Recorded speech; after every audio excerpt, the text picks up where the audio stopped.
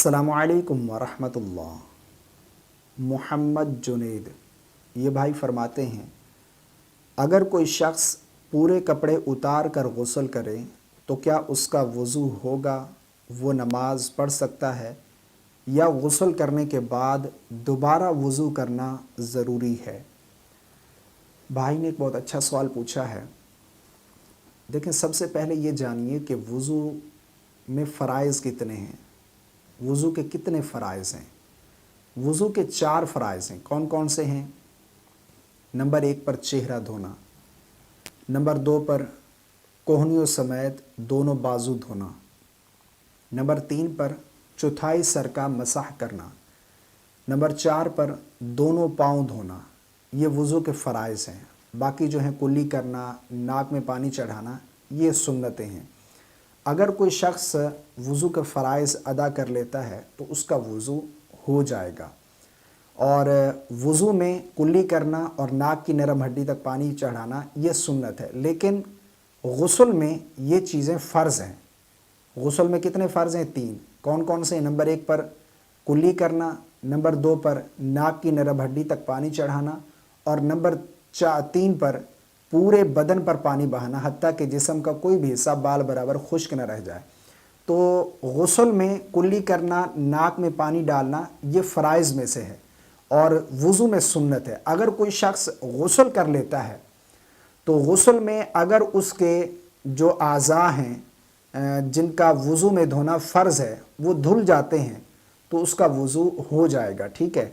इसी तरह अगर किसी पर गुस्ल फ़र्ज़ था, यानी गुस्ल उस पर वाजिब था, फिर तो ज़ाहिरी बात है अगर जिस्म का कोई हिस्सा भी खुश्क रह गया, बाल बराबर भी, तो उसका गुस्ल ही नहीं होगा, वो तो वैसे ही पाक नहीं होगा। अगर किसी ने वैसे ही नहाना है और उसने अगर नहा लिया और ज़ाहिरी बात है वो पाक था, अगर वो बाल बराबर भी जिस्म का हिस्सा या कोई हिस्सा खुश्क रह जाता है तो उसका कोई ताल्लुक़ नहीं, वो पहले ही पाक था। लेकिन अगर गुस्ल फ़र्ज़ नहीं है और उसने नहाया तो आया उस वज़ू के साथ वो नमाज़ पढ़ सकता है? तो इसमें ये बात समझिएगा कि अगर आज़ाए वज़ू जिनका वज़ू में धोना फ़र्ज़ है वो धुल जाते हैं तो उसका वज़ू तब भी हो जाएगा। ठीक है।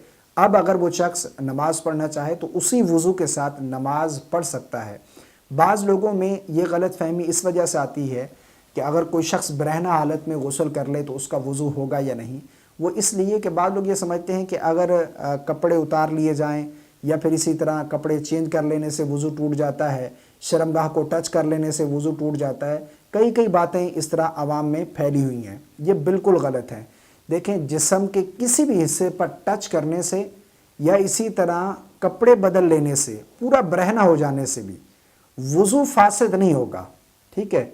जिस्म के किसी भी हिस्से से टच कर लेने से या फिर इसी तरह जो है पूरे कपड़े उतार लेने से वज़ू फासिद नहीं होगा, वज़ू आपका बाकी है। ठीक है। आप उसी वज़ू के साथ नमाज वगैरह पढ़ सकते हैं। ठीक है। अगर किसी शख्स ने गुस्ल किया है तो उसका वज़ू भी हो गया। अगर किसी पर गुस्ल फ़र्ज़ नहीं था, वैसे ही वो नहा रहा है, अब इसमें यह देखना होगा कि अगर आज़ाए वज़ू जिनका धोना फ़र्ज़ है वज़ू में, अगर वो धुल जाते हैं तो फिर भी उसका वज़ू हो जाएगा। उसी वज़ू के साथ वो नमाज पढ़ सकता है, इबादत कर सकता है। बशर्त ये है कि उसके बाद कोई और वजह से वज़ू उसका फासिद ना हुआ हो, यानी हवा खारिज होना या इसी तरह पेशाब पखाना, जिनसे वज़ू फासिद हो जाता है।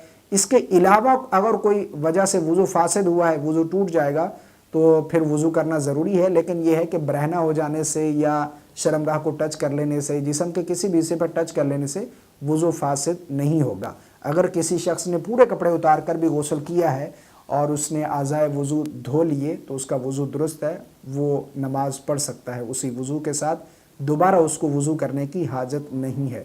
उम्मीद करता हूँ मेरी बात आपको समझ आ गई होगी। अल्लाह ताला हम सबको समझ की तौफ़ीक़ अता फ़रमाए। इस क्लिप को अपने दोस्तों के साथ ज़रूर शेयर कीजिएगा। मुझे रखिएगा दुआ में याद। अस्सलामु अलैकुम व रहमतुल्लाह।